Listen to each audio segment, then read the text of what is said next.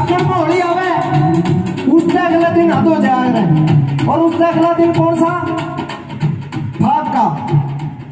फिर मार कोर ने खाल उतारे मार कोर ने खाल उतारे कितन की जब हो जाने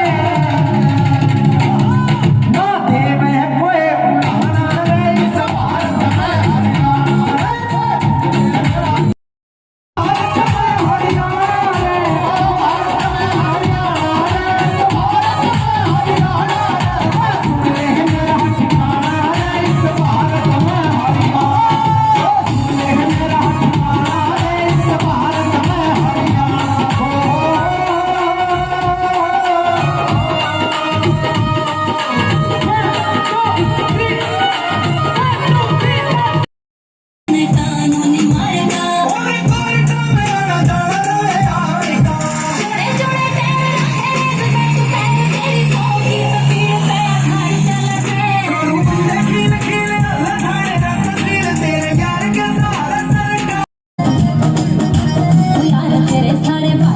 बोल दे